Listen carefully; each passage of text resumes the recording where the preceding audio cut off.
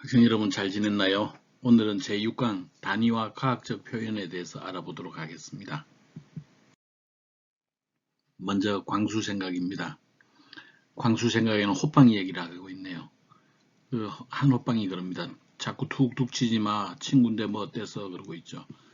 호빵 껍질 붙는단 말이야 그러고 있네요. 예, 그렇습니다. 우리가 친하다고 생각하는 사람에 대해서 함부로 하는 경향이 있는데 그렇지 않습니다. 친할수록 존중해야 됩니다. 그러면 우리가 주위에 친한 사람 누가 있죠?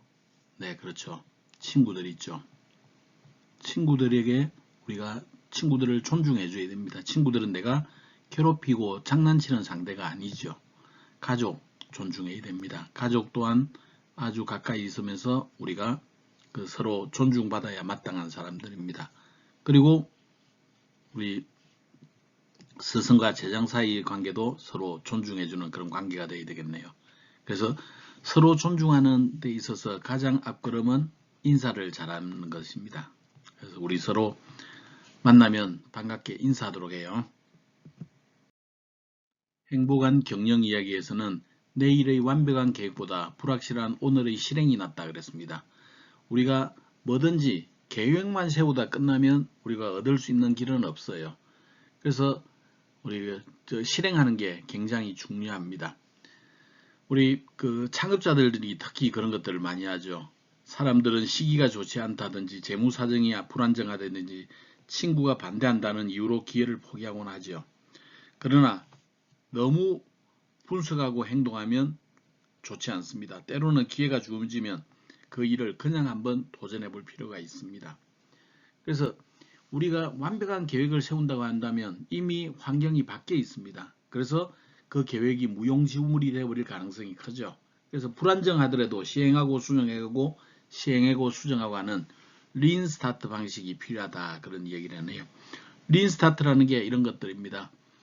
우리가 뭔가 학습을 했죠. 그래서 아이디어가 생기면 바로 직접 빌드를 하는 겁니다. 그런 다음에 사람들로부터 이제 반응을 측정을 하게 되죠. 그래서 다시 수정하고 이런 과정입니다. 일반적으로 우리 일을 실행하는 그 방법은 5단계, 6단계로 구성이 되어 있는데 린 스타트는 보니까 어때요?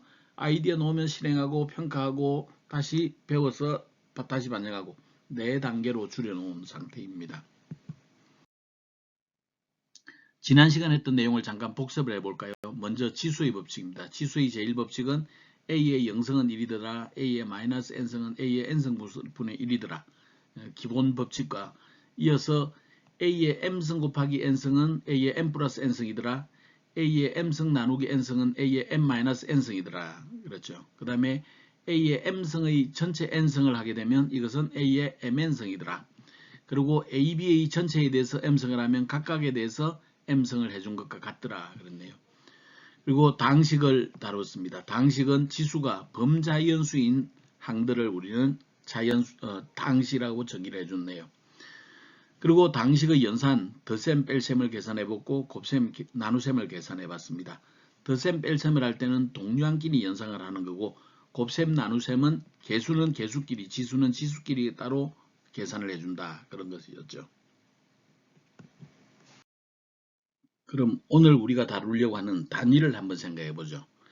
우리 쌀의 양을 재고 싶어요. 근데 쌀이라고 하는 게 알이 하나하나가 적기 때문에 쌀알이 개수를 1개, 2개 센다는 것은 현실적이지 못합니다. 그래서 예전에 우리나라에서는 홉이라는 것은 이렇게 조그만한 네모, 직육면 제 모양의 네모난 거였습니다. 또는 대, 1대, 2대 그랬죠. 이렇게 대는 홉보다는 큰 거죠. 그리고 말이라고 하는 것은 이렇게 둥그렇게 생긴 밖에서만큼 생긴 그런 말을 사용을 해서 쟀습니다. 근데 현재는 쌀을 살 때 한 대, 한 말 이런 얘기보다는 킬로그램을 좀 더 많이 사용하죠. 보통 우리 쌀을 살 때는 4kg 단위, 10kg 단위, 20kg 단위로 되어 있는 포대를 사게 될 것입니다. 그리고 우리 마트에서 고기를 살 때는 100g을 기준으로 보통 판매를 하죠. 옛날에는 근이라고 하는 것을 썼습니다만 요즘은 100g에 얼마 이런 기준으로 많이 판매를 하고 있죠. 단위라고 하는 것은 양을 측정할 때 사용되는 기준을 우리는 단위다 그렇게 얘기를 합니다. 그러면 단위라는 게 얼마만큼 중요한가 이런 것도 한번 좀 생각해 봐야겠네요. 자, 우리가 요즘은 지구촌이 한 세상이 되다 보니까 우리나라 사람들이 메이저리그 베이스볼을 많이 보곤 하죠. 메이저리그 베이스볼을 보게 되면 선발 투수의 구속을 따질 때 마일이라고 이야기를 합니다. 2019년도 메이저리그에서 가장 빠른 공을 던진 선수는 이 선수입니다. 이 선수인데 이 선수가 노아 신드가드라고 하는 선수예요. 97.8마일을 던졌다고 그랬네요. 근데 97.8마일이 얼마나 빠른 걸까요? 이거 참 머리가 아파요. 우리나라는 킬로미터라고 하는 킬로미터 단위를 쓰게 되는데 얘네들은 마일 퍼 아워를 쓰게 됩니다. 그래서 그 이제 달라지게 되는데 여기 피어슨 98마일, 101마일 이런 것들은 100마일이라고 하는 게 161km per hour예요. 그래서 우리가 단위를 미국 사람들은 보통 마일이라고 하는 걸 쓰는데 우리는 킬로미터를 쓰다 보니까 이 감각적으로 차이가 나는 이런 일들이 벌어지고 있죠. 이전에 내가 미국을 처음 출장을 갔을 때 자동차를 운전을 합니다. 계기판을 보니까 100밖에 안 달리고 있어요. 그런데 무지무지하게 속도가 빨라 보이는 거예요. 아니 속도가 100km밖에 안 되는데 왜 이렇게 빠르지? 생각해 보니까 그때 단위가 마일이었던 거예요. 100마일이면 시속 161km로 달리고 있었던 거죠. 큰일 날 뻔했습니다. 이게 우리가 평상시에 쓰는 단위 그리고 한번 환산의 단위는 이렇게 큰 차이가 있습니다. 단위가 얼마만큼 중요하냐? 1990년도 중국 상하이에서 대한항공 화물기가 추락했어요. 그때 무슨 일이 있었느냐? 일반적으로 항공기의 경우에는 기본적으로 단위를 쓰는 데 있어 피트라고 하는 단위를 씁니다. 그런데 중국에서는 얘네들이 미터라고 하는 미터법을 써요. 그래서 항공관제사가 조종사에게 고도 1500m를 유지를 하라고 그런 거예요. 1500m는 피트로 하면 4950피트에 해당이 되는 거죠. 그런데 비행기를 운전하는 조종사는 중국을 제외한 나머지 공항에서는 피트를 쓰다 보니까 1500m라고 그랬는데 이 사람은 1500피트라고 생각을 한 거죠. 455m가 되버린 겁니다. 1500m를 유지를 해야 되는 비행기가 455m니까 약 한 3분의 1 정도밖에 안 되는 고도가 되어버린 거죠. 그래서 그 화물기가 추락하고 말았습니다. 우리가 달라진 것은 피트밖에 없는데 차이는 엄청나죠. 1999년 9월 23일에 나사 화성 탐사선이 폭발 사고를 일으켰습니다. 이때 이 탐사선의 재원을 기본적으로 야드 단위로 한 거예요. 야드 단위로 작성했는데 나사 제트 연구소에서 조종팀이 이걸 미터로 착각한 거예요. 야드는 미터보다 기본적으로 좀 짧습니다. 그래서 훨씬 낮은 궤도에 탐사선을 진입시키게 되고 대기근과의 마찰을 견디지 못하고 탐사선이 폭발하고 말았습니다. 이 폭발로 인해서 잃어버린 돈은 1,400억 원 정도가 된다고 하죠. 야드냐 미터냐 이 차이로 인해서 엄청난 돈이 날아가 버린 겁니다. 그래서 기본적으로 우리가 이 단위라고 하는 것은 굉장히 중요하고 전 세계적으로 좀 공통의 단위를 쓰자고 하는데 미국 등의 유럽 이런 쪽에서는 표준화된 단위보다는 자기들 나름의 단위를 많이 쓰고 있어서 참 어려운 점이 많습니다. 자, 우리 이번 강의를 성공적으로 이수하면 우리는 과학적 표기법, 공학적 표기법이 뭔지를 좀 살펴보겠습니다. 그리고 단위라는 걸 따져보는데 표준 단위, SI 단위라고 하는 단위를 따져보도록 하죠. 단위는 기본적으로 SI라고 하는 것은 International Systems of Unit이라고 해서 여기에서 S와 I를 딴 겁니다. 표준은 기본적으로 SI예요. 이 SI 단위에는 기본 단위가 있고 유도 단위가 있고 그렇습니다. 그러면 기본 단위가 뭔지, 유도 단위가 뭔지도 살펴보기로 하죠. 그리고 표준 단위를 쓰다 보면 값이 굉장히 커지거나 또는 값이 굉장히 적어지는 경우가 있어요. 굉장히 큰 값, 굉장히 적은 값은 0이 붙게 되죠. 굉장히 큰 값은 뒤쪽에 0이 붙겠고 작은 값들은 소수점 뒤에 0이 주르륵 붙은 다음에 값이 나오죠. 이와 같이 값이 너무 크거나 값이 너무 작으면 우리가 이해하기 힘드니 프리픽스, 접두어를 이용을 해서 단위에다가 붙여주는 용어들이 있어요. 우리가 미터 앞에 킬로미터 뭐 이런 거 붙이듯이 밀리미터 이런 거 붙이듯이 그런 것들이 접두어입니다. 단위를 사용하는 데 있어서 그 접두어는 어떻게 활용하는가 이런 것도 살펴보도록 하겠습니다. 그걸 하기 위해서는 10의 거듭제곱에 해당되는 개념을 좀 알아야 되겠네요. 자, 우리가 어떤 숫자를 나타내는 데 있어서 a 곱하기 10의 m승 이런 식으로 나타내 주기도 합니다. 이때 a는 기본적으로 소수에 해당이 되겠고 m은 정수에 해당이 됩니다. 이것은 a가 가지고 있는 소수점을 m만큼 이동시켜 주는 거죠. 그래서 m이 양수인 경우에는 이제 기본적으로 오른쪽으로 소수점을 이동시켜 줘야 되고 m이 음수이면 왼쪽으로 이동시켜 줘야 됩니다. 만약에 필요하다면 빈자리는 0으로 채워주면 되겠어요. 예를 들어서 우리가 1.34, 5.678901 곱하기 10의 3승이라고 한다면 여기에 지금 지수가 3이죠. 지수가 3이면 실제 값은 여기 소수점을 요 방향으로 오른쪽으로 3칸만큼 이동시켜 줘야 됩니다. 그래서 실제 가지고 있는 값은 1, 2, 3, 8, 5, 6, 7, 8.901이라고 하는 이런 형태의 값을 갖게 되는 거죠. 그래서 이렇게 표시해 주는 것을 우리는 지수형이라고 얘기하기도 합니다. 또는 부동소수점형 그렇게 부르기도 합니다.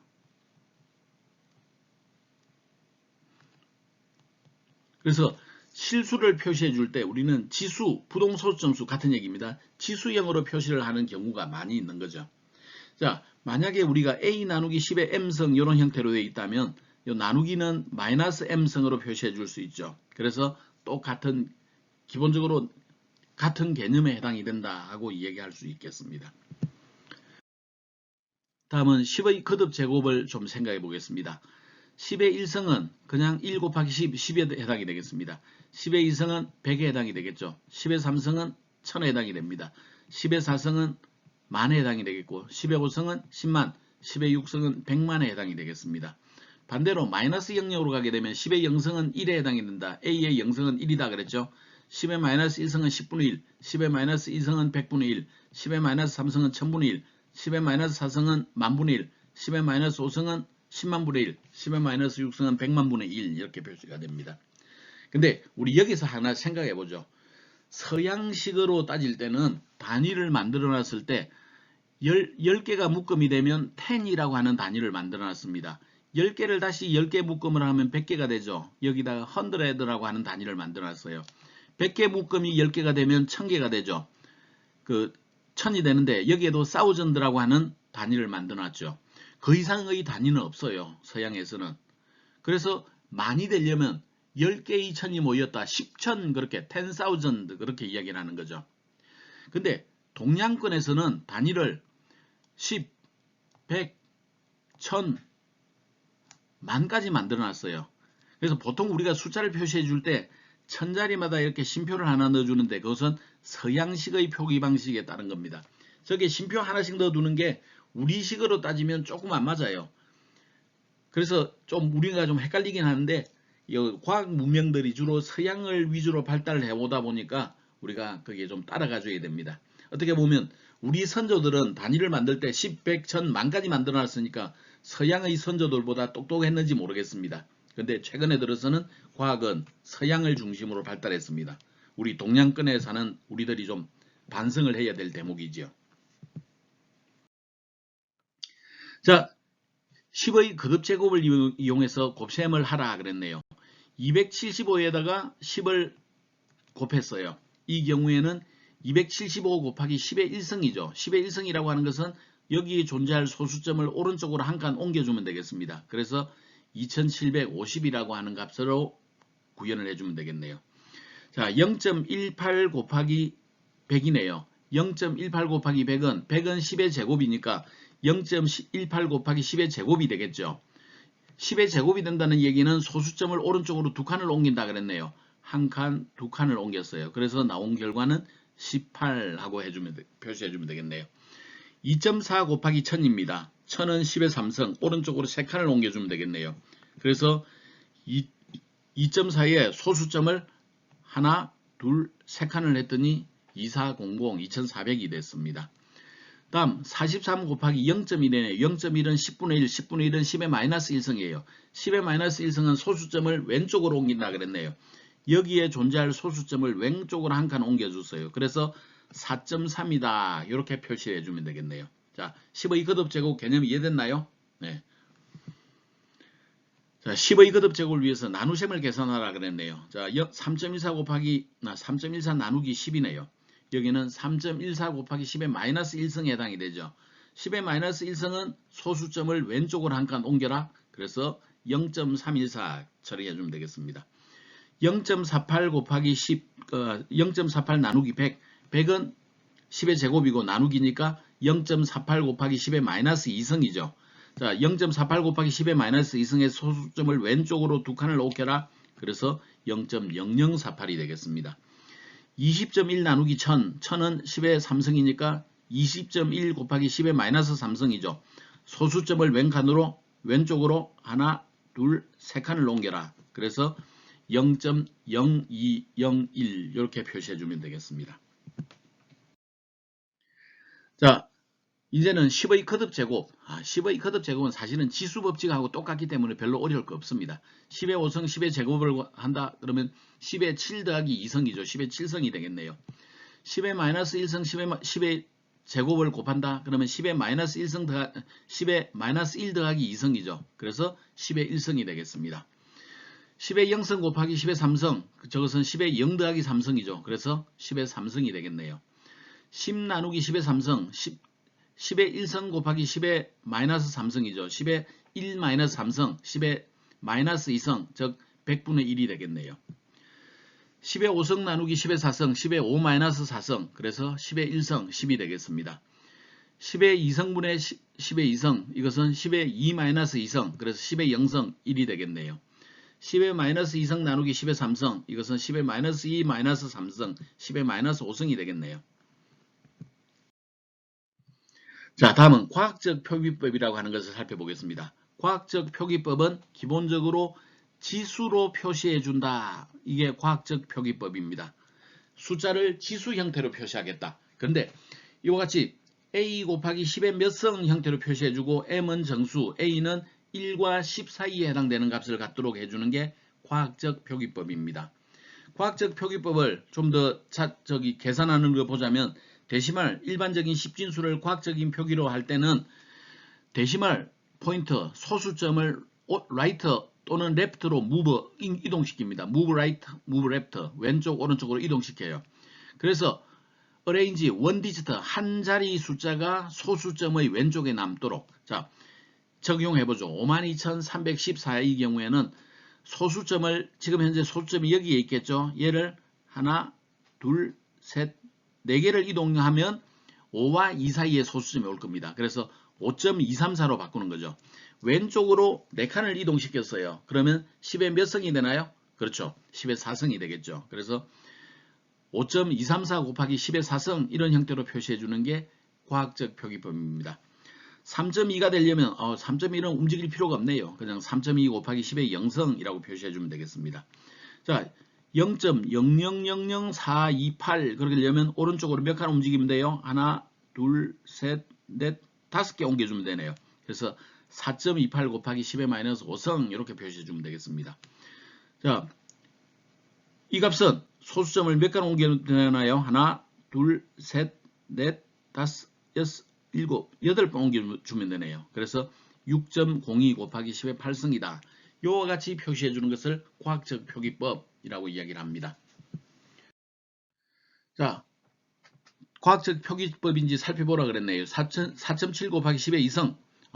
소수점 왼쪽에 하나가 남았네요. 좋아요. 미천 10이네요. 좋아요. 과학적 표기법입니다. 두 번째는 0.2 곱하기 10의 마이너스 1성. 소수점 왼쪽에 숫자가 하나 아니네요. 0이네요. 이거는 과학적 표기법이 아닙니다. 마이너스 3.4 곱하기 10의 5의 제곱. 소수점 왼쪽에 한 자리가 있냐? 맞습니다. 밑이 10이냐? 밑이 5네요. 이거는 과학적 표기법이 아닙니다. 2.7 곱하기 10의 0성. 왼쪽에 한 자리 맞네요. 10의 0성 맞네요. 과학적 표기법입니다. 34 곱하기 10의 4성. 왼쪽 소수점 왼쪽에 두 자리네요. 이것은 과학적 표기법이 아닙니다. 8 곱하기 10의 마이너스 6성. 소수점이 여기 있다면 왼쪽에 한 자리죠. 10의 밑이 10이죠. 과학적 표기법이네요. 마이너스 2.8 나누기 10의 3성. 여기에서 소수점 왼쪽에 한 자리, 그 다음에 밑이 10. 근데 여기 나누기가 되면 안 되죠.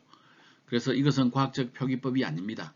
밑에 있는 것은 과학적 표기법으로 바꾸는 것은 그렇게 어렵지는 않아요. 마이너스 2.8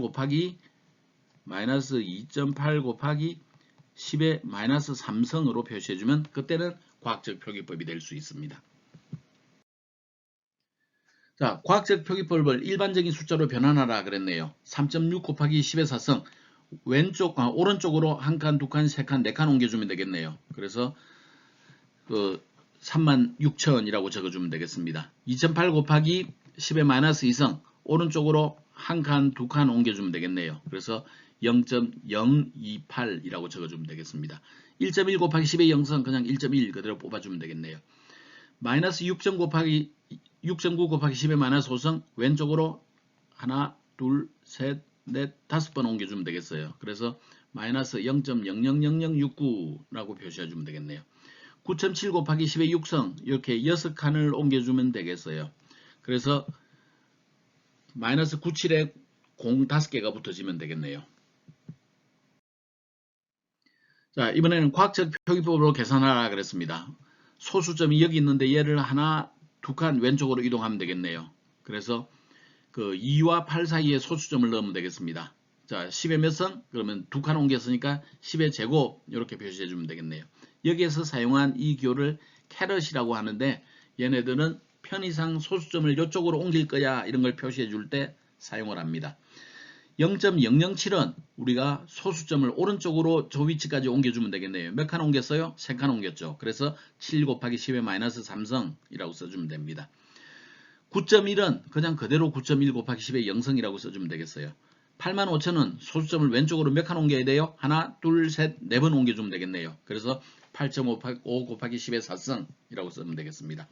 0.00074는 오른쪽으로 소수점 몇 번 옮겨주면 돼요? 하나, 둘, 셋, 넷, 네 번 옮기면 되죠. 그래서 7.4 곱하기 10의 마이너스 4성 이렇게 써주면 되겠습니다. 자, 과학적 표기법으로 바꾸라 그랬네요. 37 곱하기 10의 5성 지금 여기가 37이니까 과학적 표기법이 아니죠. 소수점을 왼쪽으로 몇 칸? 한 칸 옮겨주면 되겠네요. 그러면 소수점을 한 칸 옮기고 나면 3.7 곱하기 10의 1성 곱하기 10의 5성이죠. 따라서 3.7 곱하기 10의 6성이 되겠습니다.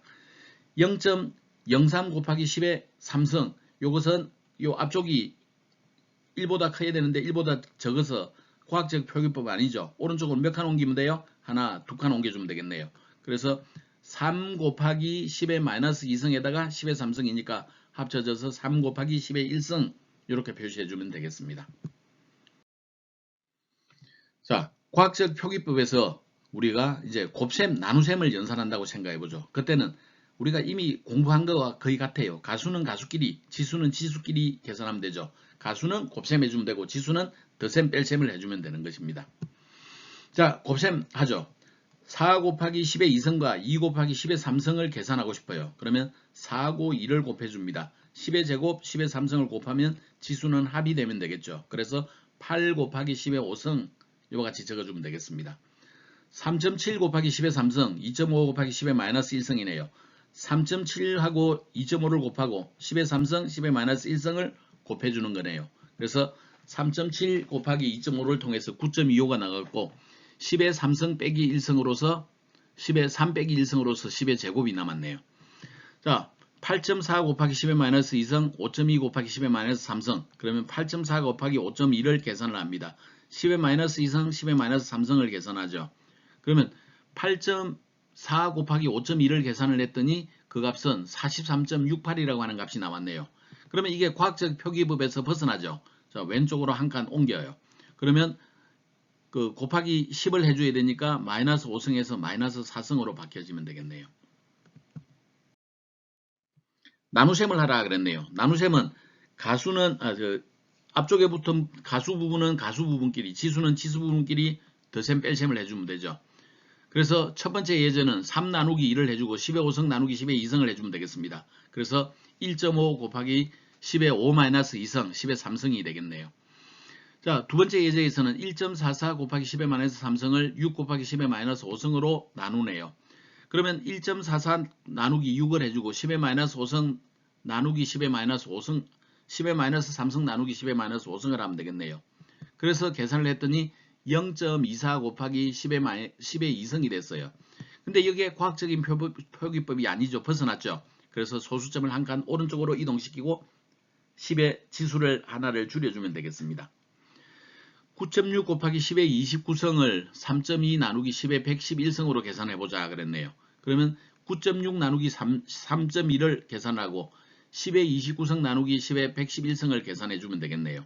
그래서 3 곱하기 10의 마이너스 82성이라고 써주면 되겠습니다.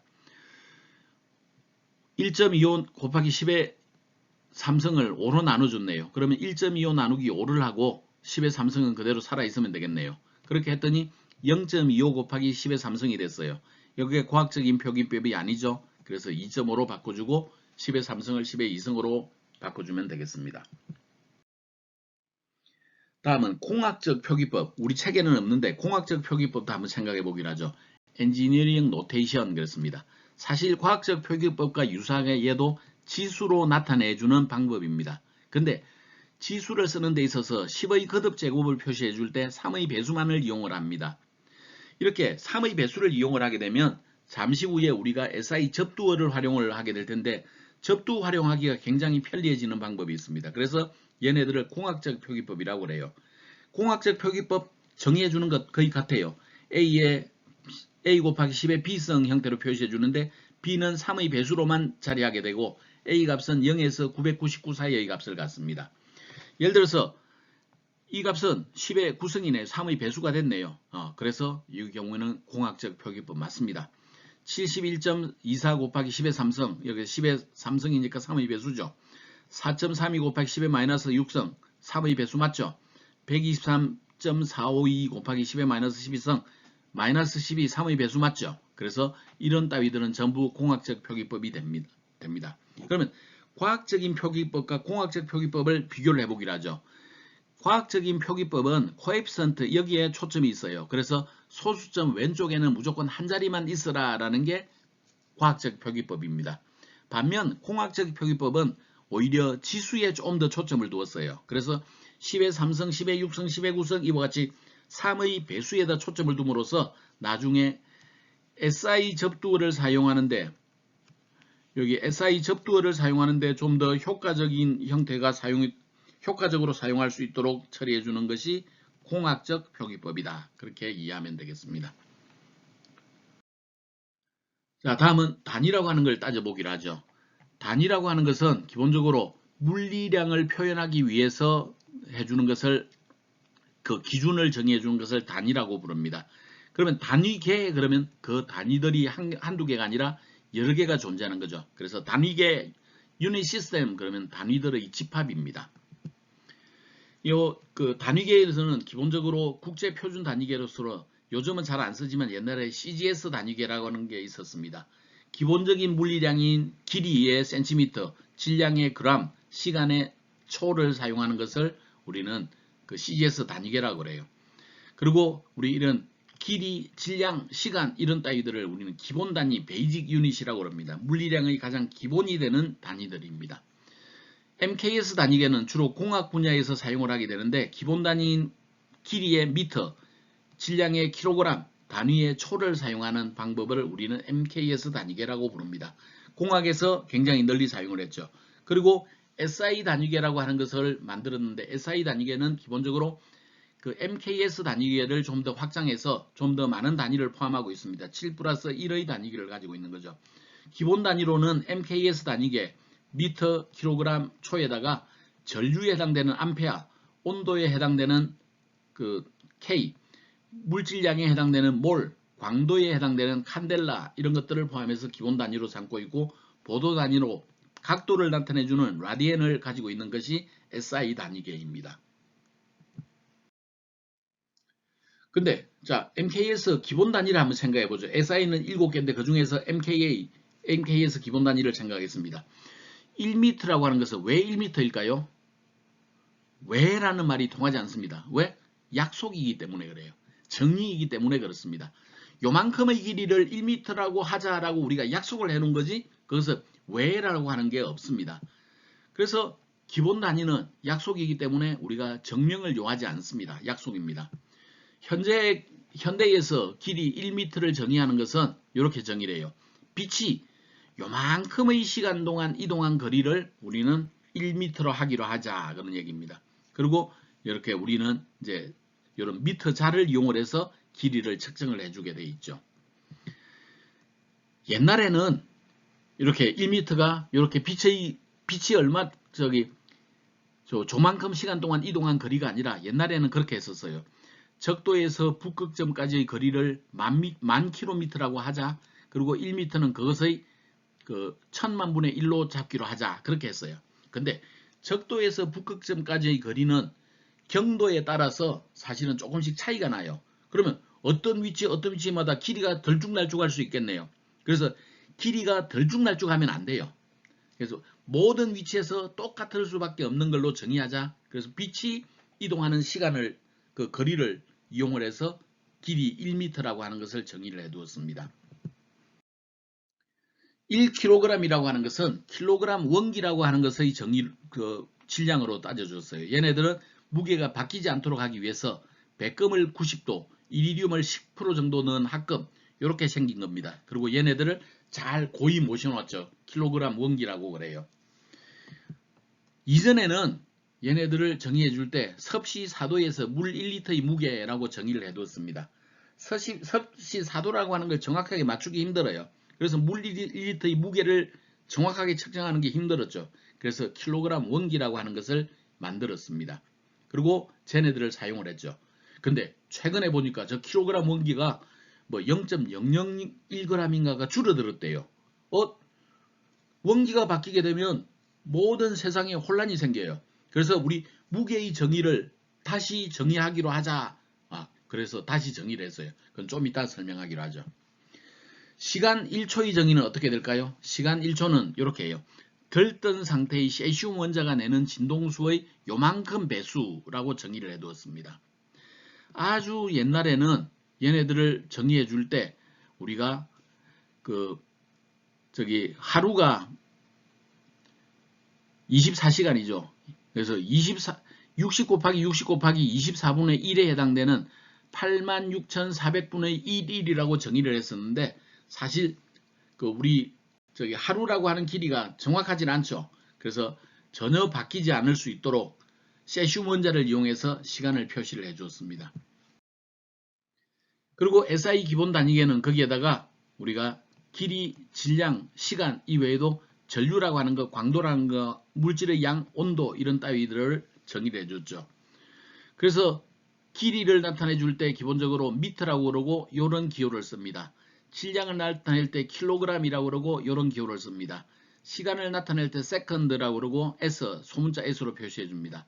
전류를 나타낼 때는 암페어라고 부르고 대문자 A를 써줍니다. 빛의 세기, 광도를 나타낼 때는 칸델라라고 그러고 CD라고 써줍니다. 물질의 양을 나타낼 때 MOL이 몰이라고 부르고 MOL이라고 써줍니다. 온도를 나타낼 때는 켈빈이라고 읽고 K라고 써줍니다. 그래서 이런 것들이 SI 기본 단위를 이루고 있죠. 근데 사실은 우리 SI 단위 외에도 길이를 나타내는 것, 질량을 나타내는 것, 시간을 나타내는 방법들이 무지무지하게 많아요. 보통 MKS 단위계에서는 미터를 쓰는데 야드, 파운드법, 미국 애들이 많이 쓰는 거예요. 얘네들은 길이를 인치 2.54cm입니다. 2.54cm예요. 풋 이거는 약 한 30cm 정도 됩니다. 야드 대략 한 0.9m 정도 돼요. 마일 1.6km 정도 됩니다. 이런 단위를 쓰다 보니까 우리나라 사람들이 미국에 가서 하다 보면 처음에는 저게 익숙지 않아가지고 많이 혼란스러워요. 아까 전에 내가 미국 처음 갔을 때 마일로 돼 있어가지고 시속 160km로 달린 적이 있다고 그랬죠. 경찰에게 걸리면 큰일 납니다. 동부가 여기 동양권에서는 척근법이라고 하는 걸 썼어요. 그래서 여기에서는 치라고 썼는데 10분의 1척, 자, 한 척, 한자 그랬는데 대략 한 30cm 정도가 됩니다. 가는 6자, 정은 60간, 리는 대략 한 393m 정도 됩니다. 이렇게 척근법을 이용해서 사용을 했어요. 그리고 또 다른 길의 단위로는 바다에서 많이 사용하는 헬이라고 하는 게 있어요. N마일이라고 부르죠. 대략 한 1.582km 정도 됩니다. 우주에서는 이 킬로미터 이런 것들을 가지고 쓰기 힘들어요. 그래서 거기에 우주에서 쓸 때는 광년이라고 하는 걸 씁니다. 빛이 1년 동안 이동하는 시간을 광년이라고 그래요. 그 다음에 팔색이라고 하는 걸 쓰는데 이거는 3.26 광년입니다. 그 다음에 아주 작은 단위에서는 옹스트롱 10의-10승 미터를 쓸 때 옹스트롱이라는 걸 쓰기도 하고 페렘이라는 걸 쓰기도 합니다. 10의-15승 미터. 그래서 굉장히 길이를 나타내주는 단위들이 여러 개가 있다. 질량을 나타내줄 때 MKS 단위계에서 SI 단위계에서는 킬로그램을 쓰죠. 야드, 파운드, 미국 애들은 여기에 파운드라는 걸 쓰고 온스라는 걸 써요. 그래서 참 외국 가면 어렵습니다. 그 다음에 측근법으로는 우리 금을 셀 때 돈이라고 하는 걸 쓰죠. 10돈이 모이면 열량이 됩니다. 그리고 걔네들이 16건이 모이면 한 건 600g, 약 한 600g이 되죠. 그 다음에 10관이 모이면 관이 되는 이런 것들이 동북아에서 많이 사용하던 질량단입니다. 시간은 초, 분, 시 여기다가 하루를 나타내는 일, 한 달, 월, 한 해를 나타내는 연, 그 다음에 천년을 나타내는 밀레니엄, 그 다음에 백년을 나타내는 세기, 그 다음에 우주를 공부하는 사람들은 은하년, 약 한 2억 5천만 년을 나타내는 은하년 이런 따위들을 시간 단위를 쓰기도 합니다. 우리는 어디다 초점을 맞출까요? 빨갛게 되어 있는 미터, 킬로그램, 세컨드 요 세 가지만 좀 많이 신경을 쓰기로 하죠. 기타 물리량으로는 이제 전류를 나타내는 암페어, 온도를 나타내는 켈빈, 물질량 몰, 강도를 나타내는 칸델라 이런 따위들이 있습니다. 그 다음에 온도를 나타내주는 다른 단위로는 섭씨라고 하는 것도 있고 화씨라고 하는 것도 있습니다. 동양권에서는 주로 섭씨를 많이 쓰고 서양권에는 화씨를 좀 더 많이 쓰고 있죠. 그 다음에 면적을 나타내는 단위, 면적은 사실은 기본 물리량은 아닙니다. 그래서 여기에 평방미터 이런 걸 쓰기도 하고 R라는 걸 쓰기도 하고 에이크라는 걸 쓰고 제곱마일, 몇 평 이런 것들을 사용하기도 하죠. 면적을 나타내는데도 상당히 많은 단위들이 있습니다. 부피를 나타낼 때는 일반적으로 부피 또한 사실은 기본 단위는 아닙니다. 유도 단위죠. 리터라고 하는 걸 쓰기도 하고 세제곱센티미터, 배럴, 갤런, 미국에서 개솔린 같은 걸 차에 채울 때 갤런 단위를 씁니다. 그 다음에 액량 온스, 파인트, 홉, 대, 말, 섬 이런 부피를 나타내는 단위들도 있습니다. 기타 단위로는 저런 것들이 있어요. 저런 것들은 너무 복잡하니까 그냥 건너가기로 하죠. 근데 2019년도에 SI 기본 단위를 재정의를 했습니다.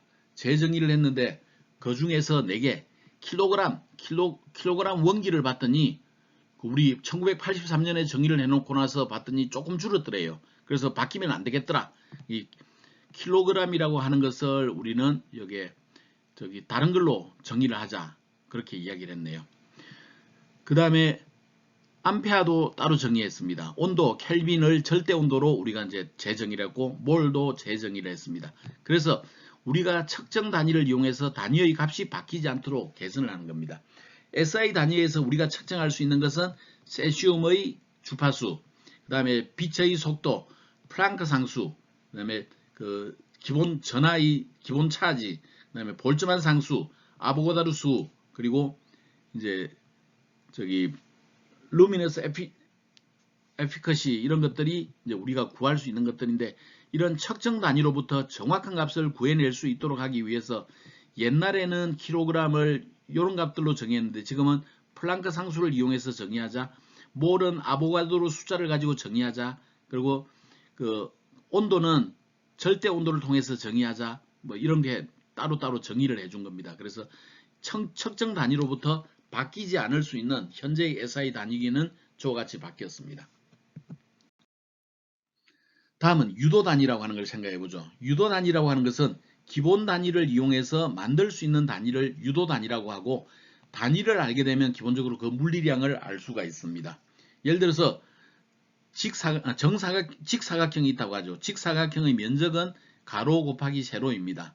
그래서 가로 곱하기 세로를 통하면 이 면적이 나오게 되는데 요건 넓이라고 하는 것은 사실은 가로 단위가 미터, 세로 단위가 미터니까 미터 제곱이 되겠어요. 넓이의 단위가 미터 제곱? 그러면 길이 두 개가 곱해져서 면적이 나오는 거구나 하고 이해할 수가 있죠. 자, 우리 직육면체에서 우리 최적을 구한다면 여기에서는 가로, 세로 곱하기 높이 h까지 해주면 됩니다. 그래서 실제 부피를 나타낼 때는 m 곱하기 m에 해당돼서 메타의 3성이 기본적인 최적의 단위가 됩니다. 즉 부피, 최적이 M3성의 단위를 가지고 있으니까 길이 3개가 곱해지겠구나 하는 것을 알 수가 있네요. 자, 다음은 속도라고 하는 걸 생각해 보겠습니다. 속도라고 하는 것은 기본적으로 우리가 1초 동안에 몇 미터를 이동할 수 있느냐를 나타내는 게 속도입니다. 그래서 미터 나누기 초죠. 그래서 속도의 단위는 미터 퍼 세컨 이렇게 나타내 주게 됩니다. 이 속도의 단위를 알고 있으면 내가 이동 거리를 알려면 저기 초라고 하는 단위를 없애주면 되겠네. 그래서 시간을 곱해주면 거리가 나오겠구나. 이런 것들이 짐작이 되는 거예요. 그게 위에 있는 단위를 알면 물리량이 보인다라는 거죠. 가속도라고 하는 것은 속도를 더하거나 빼주는 양이죠. 그래서 시간을 한 번 더 나눠주면 돼요. 그래서 미터 퍼 세컨 제곱이 가속도의 단위가 됩니다. 이런 것들은 기본 단위인 미터 초로부터 유도를 해낸 것들이죠. 이런 것들을 유도 단위라고 이야기를 합니다. 기본적으로 SI는 7개의 기본 단위가 있고 얘네들로부터 우리 미터로부터 최적, 면적, 속도 이런 것들을 계산해 낼 수 있고 초까지 포함을 해서 우리 그 미터와 초를 이용을 해서 미터 퍼 세컨 제곱 속도 가속도를 만들어낼 수가 있습니다. 그리고 미터 퍼 세컨 제곱이라는 것과 우리 킬로그램을 이용을 하면 뉴턴이라고 하는 새로운 단위를 만들어낼 수가 있어요. 힘에 해당되는 단위죠.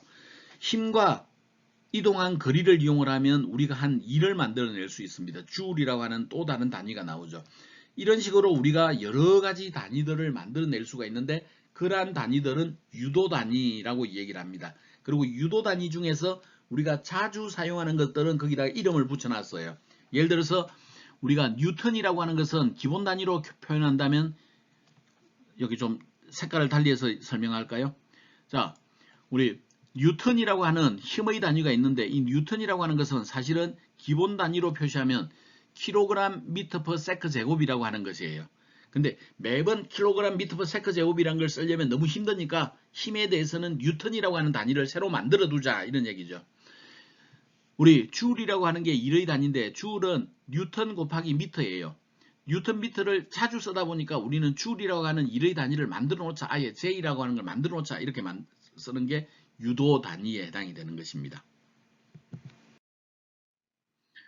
자, 다음은 우리 접두에 대해서 따져보겠습니다. 때에 따라서 물리량을 따질 때 물리량이 무지무지하게 크거나 무지무지하게 적거나 그런 경우에 우리는 이 접두어를 씁니다. 자, 여러분 컴퓨터 만들 때 메모리 보통 얼마 정도 집어넣습니까? 여러분들 컴퓨터에 일반적으로 최근에 들어서는 8기가, 16기가 혹은 32기가라고 하는 걸 집어넣죠. 하드디스크는 얼마짜리 달아요?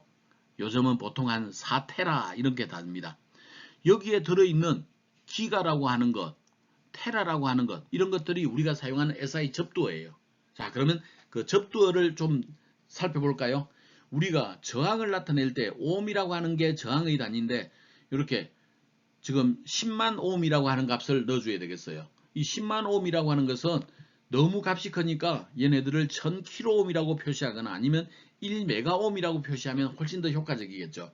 여기 있는 키로, 메가 저런 것들이 접두어에 해당이 됩니다. 자, 그러면 이제 접두어 살펴보도록 하죠. 아무것도 없는 1인 상태가 여기에 있습니다.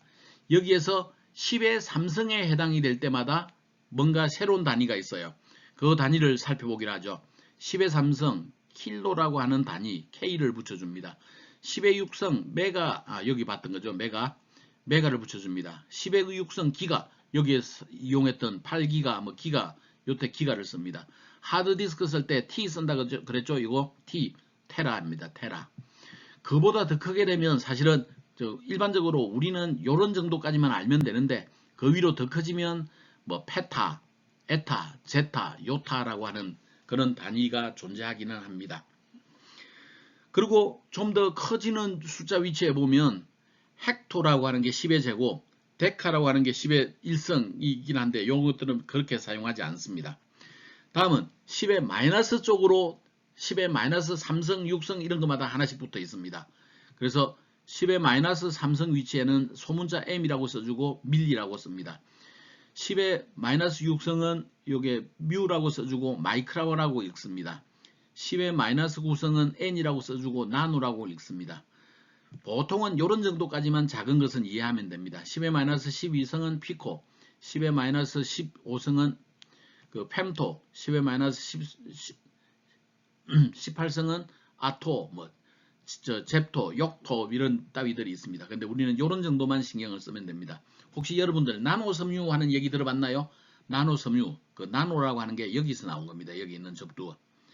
이 나노라고 하는 것은 10의 마이너스 구성이니까 아주 가늘죠. 머리카락을 엄청나게 쪼개야만 이 나노에 도달합니다. 그래서 굉장히 가는 입자를 이야기할 때 나노 입자라고 이야기를 하죠.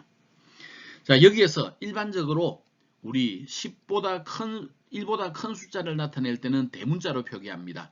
그 다음에 1보다 적은 숫자를 표시해 줄 때는 보통은 소문자로 표시해 줍니다. 예외가 하나 있다면 킬도는 일반적으로 10보다 큰데 대문자를 쓰지 않고 소문자를 쓰게 되죠. 그리고 1보다 적은 숫자에는 보통 우리 그 10의 마이너스 1성이 하나 있습니다. 그걸 대시, 보통 우리 부피를 잴 때 쓰죠. 데시리터 이럴 때 쓰죠. 그 다음에 10의 마이너스 2성에 센치라고 소문자 C가 있습니다. 센티. 10의 마이너스 2성에 해당이 됩니다. 우리 1m를 그 얘기할 때 100cm라고 그러죠. 그래서 우리 센티미터라고 하는 단위에서 우리 센티를 쓰기도 합니다. 근데 과학적으로 쓸 때는 10의 3성에 붙는 것들이 가장 중요한 그 접두어들입니다. 자, 이제 접두어를 한번 붙여보기로 하죠. 공학용 표기법으로 바꾼 다음에 접두어를 딱 붙여주면 좋습니다. 자, 예를 들어서 커패시턴스 용량은 보통 이렇게 작습니다. 그러면 얘네들을 우리 어떻게 표현해야 될까요? 소수점을 한번 옮겨보기로 하죠. 하나, 둘, 셋, 넷, 다섯, 여섯, 일곱, 여덟, 아홉을 했더니 여기 오네요. 그러면 3 곱하기 10의 마이너스 9성에 해당되는 값입니다. 요 F는 그 커패시턴 용량의 단위로 페럿이라고 부르죠. 페럿. 근데 10의 마이너스 9성 페럿 쓰니까 너무 적죠. 이런 걸 표현해 줄 때 우리 3나노 페럿 이렇게 읽어줍니다. 컴퓨터 램 용량을 쓸 때 우리 이렇게 16 곱하기 하나, 둘, 셋, 세 묶음이 들어있네요. 바이트를 씁니다. 자, 이런 경우에는 16 곱하기 10의 9성 바이트에 해당이 되고 이것을 우리가 보통 램을 쓸 때는 기가바이트, 16기가바이트 이렇게 표시해 주는 겁니다. 하드디스크나 SSD 용량을 따질 때는 그것보다 더 커요. 그래서 하나, 둘, 셋, 네 묶음이 들어있죠. 그래서 12성에 해당이 됩니다. 3 곱하기 12성, 10의 12성 바이트에 해당이 돼요. 이런 것들을 표시해 줄 때 우리는 3TB라고 쓰고 읽을 때는 우리 3TB 이렇게 읽는 겁니다. 자, SI 접두 좀 이해가 되나요? 별거 아니에요. 10의 3성 단위로 좀 더 편하게 쓰기 위해서 이름을 하나씩 붙여놓고 우리가 큰 값이나 작은 값을 쓸 때 그 접두를 이용해서 좀 더 우리 쉽게 이해할 수 있도록 만들어주는 게 SI 접두어다. 이렇게 이해하면 되겠네요. 자, 6.2절에서 우리 예를 보겠습니다. 5.6 곱하기 10의 마이너스 4성 암페어가 흐르고 있는 전류가 있네요. 얘를 접두어를 이용해서 표시해보자 그랬네요. 자, 얘네들은 기본적으로 5.6 곱하기 10의 마이너스 4성 그랬는데 이 경우에는 10의 마이너스 3성 혹은 10의 마이너스 6성 단위로 만들면 되겠네요. 10의 마이너스 3성으로 하면 0.56 곱하기 10의 마이너스 3성 암페어네요. 그래서 얘네들은 0.56 미리암페어 이렇게 표시하기도 합니다. 또는 5.6 곱하기 10의 2성하고 10의 마이너스 6성을 붙여서 얘네들을 해놓으면 560이 되겠네요. 560 곱하기 10의 마이너스 6성 형태로 공학용 표기법으로 나타내 줄 수 있어요. 그래서 얘네들은 560 마이크로미터 이렇게 표현해 주기도 합니다.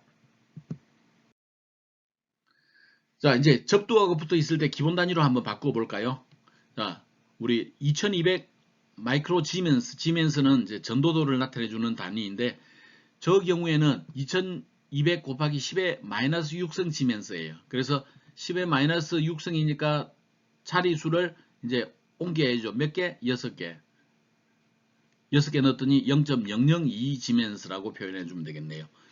68kΩ, kΩ는 10의 3성이죠. 그래서 68 곱하기 10의 3성 옴에 해당이 됩니다. 따라서 68,000옴에 해당이 되는 거네요. 30mA, mA는 10의 마이너스 3성이죠. 그래서 30 곱하기 10의 마이너스 3성이라서 0.03A가 되겠습니다. 25kHz, 헤르츠는 주파수 단위예요. 그 1시간에 파가 이렇게 바뀌는데 몇 번을 뛰느냐가 주파수라고 하죠. 1초에 뛰는 주파수 헬츠입니다. 그럼 25kHz면 25 곱하기 10의 3성 헬츠가 되겠네요. 그래서 25,000Hz에 해당되는 것을 25kHz 그렇게 나타내 줍니다. 자, 다음 예제를 한번 풀어보기로 하죠. 20mA를 마이크로암페어로 바꾸라 그랬네요. 미리는 10의 마이너스 3성, 마이크로는 10의 마이너스 6성이니까 저기다가 10의 마이너스 3성 암페어가 되겠고, 육성으로 바꾸려면 2만 곱하기 10의 마이너스 6성이 되겠네요. 그래서 2만 마이크로 암페어라고 써주면 되겠습니다. 450 마이크로 암페어를 미리 암페어로 바꾸라 그랬네요. 마이크로 암페어는 10의 마이너스 6성이죠. 미리는 10의 마이너스 3성으로 바뀌어주면 되겠습니다. 그래서 0.45 곱하기 10의 마이너스 3성 암페어가 되겠고, 0.45 미리 암페어 이렇게 써주면 되겠네요. 680kΩ을 메가옴으로 바꾸라 그랬네요. 메가옴은 10의 6성, 킬로는 10의 3성이죠. 그래서 그 680 곱하기 10의 3성을 10의 6성으로 바꾸면 0.68 곱하기 10의 6성이 되겠네요. 따라서 0.68 메가옴 이렇게 표시해주면 되겠습니다. 0.01 마이크로페럿을 피코페럿으로 바꾸라 그랬네요. 피코는 마이너스 9성이죠. 마이너스 12성. 그래서 0.01 곱하기 10의 마이너스 6성을 그 10의 마이너스 12성으로 바꾸면 만 피코페럿 이렇게 표시해 줄 수 있겠습니다. 다음은 응용 예제를 한번 살펴볼까요? 저항이라고 하는 것은 전류의 흐름을 방해하는 정도를 나타내 주는 것을 저항이라고 부릅니다. 이 저항에 전압이 인가되면 저항에 반비라는 전류가 생깁니다. 저항 양단에 이렇게 전압이 인가되면 전류 I가 이렇게 흐르게 되어 있죠. 이 전류의 크기는 오음의 법칙에 의해서 R분의 V 하는 형태로 계산을 해낼 수가 있습니다. 또한 저항이 이렇게 연속으로 R1, R2, R3가 연결되어 있는 이런 형태를 직렬 저항이라고 이야기를 합니다. 이때 직렬 저항이 있으면 저항은 서로 합하면 됩니다. RT, 전체 저항이라고 하는 것은 1번 저항, 2번 저항, 3번 저항의 값을 더해주면 되더라. 만약에 저항이 이와 같이 병렬로 연결되어 있다면 이때는 우리가 저항 역수합의 역수를 계산해 주면 됩니다. 그래서 R분의 1, R1분의 1, R2분의 1, R3분의 1의 합을 계산하고 그 전체의 역수를 취하게 되면 전체 저항이 나오게 되어 있죠. 저항을 반대로 표시해 주게 되면 전기 전도도 컨덕턴스라고 합니다. 이것은 그 전체 전기 전도도는 전체 저항분의 1이다. 이렇게 표시를 해주면 되겠네요. 자, 이런 정도를 알고 있으면 우리 간단한 회로에 대한 응용을 처리해 줄 수 있습니다. 두 개의 장 R1은 27옴, R2는 18kΩ이네요. 이런 것들이 병렬로 연결되어 있습니다. 전체 컨덕턴스와 전체 저항을 구하라 그랬네요. 자, 그러면 전체 저항은 1번 저항분의 1, 2번 저항분의 1을 합한 다음에 그것을 전체 역수를 취하면 된다 그랬네요. 그래서 27kΩ, 18kΩ을 여기다 대입을 하게 되면 우리는 이제 그 값을 이제 계산을 할 수가 있겠네요. 자, 두 개가 서로 값이 다르죠. 그러면 그 통분을 해주라 그랬네요. 그래서 27 곱하기 18을 해주고 위는 그러면 27 더하기 18kΩ이 될 겁니다. 자, 그러면 얘네들을 전체를 뒤집어 주게 되면 분모 위치는 27 더하기 18kΩ, 분자는 27 곱하기 18kΩ이 되겠네요. 그래서 총 10.8kΩ이라고 하는 결과를 얻어낼 수가 있습니다. 전체 컨덕턴스는 전체 저항분의 1이라고 그랬네요. 그래서 우리 92.6 마이크로 지멘스다 이렇게 정의를 해주면 되겠습니다. 이번에는 세 개의 저항이 병렬로 연결되어 있습니다. 전체 컨덕턴스 전체 저항을 구하라 그랬네요. 자, RT는 R1분의 1, R2분의 1, R3분의 1을 합한 다음에 역수를 취해주면 된다 그랬네요. 그래서 각 위치에 470옴, 225옴, 680옴을 넣었네요. 자, 그러면 요 값들은 사실은 미리지멘스에 해당되는 값들로 나왔네요. 그리고 걔네들을 더했더니 8.41 미리지멘스 분의 1이 됐네요. 요게 123옴으로 이제 환산이 됐습니다.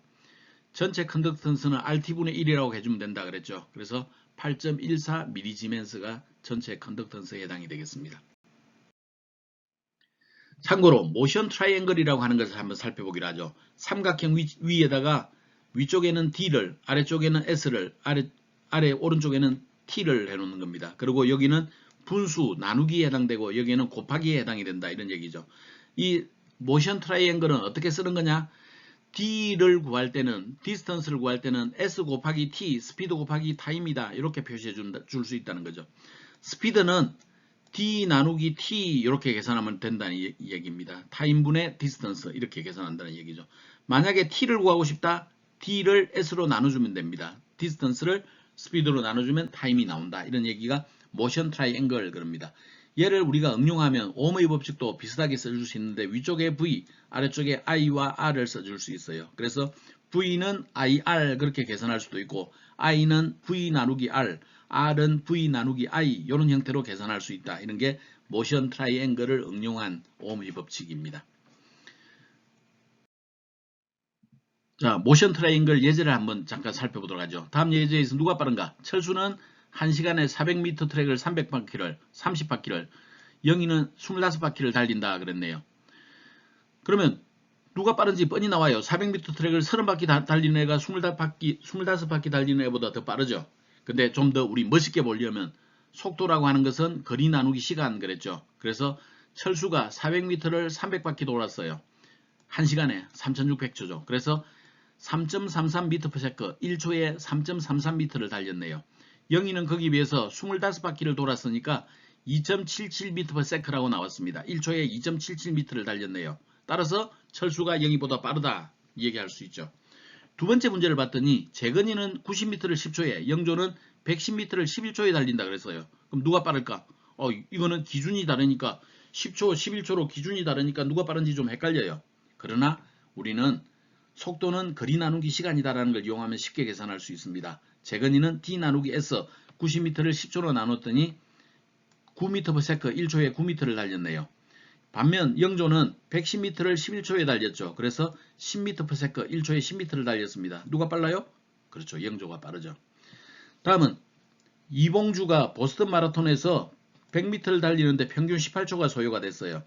마라톤 길이는 42.195km입니다. 그러면 이봉주가 보스턴 마라톤에서 세웠던 기록은 얼마일까요? 평균 속도라고 하는 것은 D 나누기 S죠. 100m를 18초로 나누어서 달렸어요. 1초당 5.556m를 달렸네요. 그러면 시간은 거리를 속도로 나누면 된다 그랬죠. 42.195m를 5.556으로 나눠주면 되겠네요. 그러면 7,594m 초가 나왔어요. 초를 시간으로 바꾸면 2시간 6분 34초가 나왔습니다. 그래서 우리 모션 트라이앵글을 알면 이런 내용들을 쉽게 구해낼 수가 있습니다.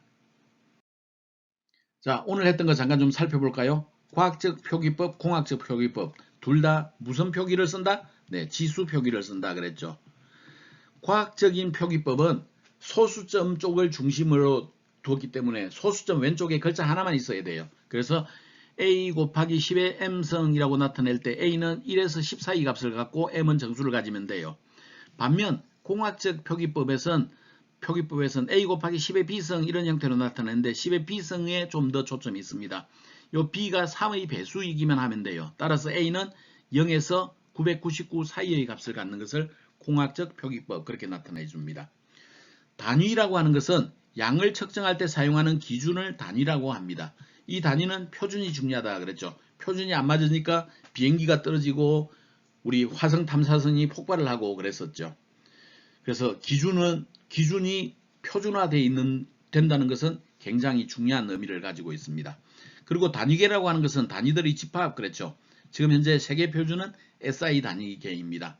기본 단위로는 길이로는 미터, 질량으로 킬로그램, 시간으로 초를 쓰고 전류로는 암페어, 온도로는 켈빈, 그 다음에 광도로는 칸델라, 물질량은 몰, 그리고 보조 단위로서 각도를 나타내는 라디안이 들어있다고 그랬죠. 기본 단위를 조합하면 유도 단위가 나올 수 있다 그랬습니다. 그리고 SI 접도라고 하는 것은 10의 삼성 단위마다 뭔가가 붙어 있다 그랬네요. 여기 하나가 빠졌다. 미리, 마이크로, 나노, 피코, 펜토 따위가 있고 10의 위쪽으로는 키로, 메가, 기가, 테라 그런 따위들이 있다 그랬습니다. 자, 오늘 우리가 다룰 내용은 여기까지입니다. 자, 여러분 수업을 하다가 궁금한 점이 있으면 질문을 통해서 해결해 주기 바랍니다. 다시 한번 강조합니다. No dumcation, 어리석은 질문은 없다.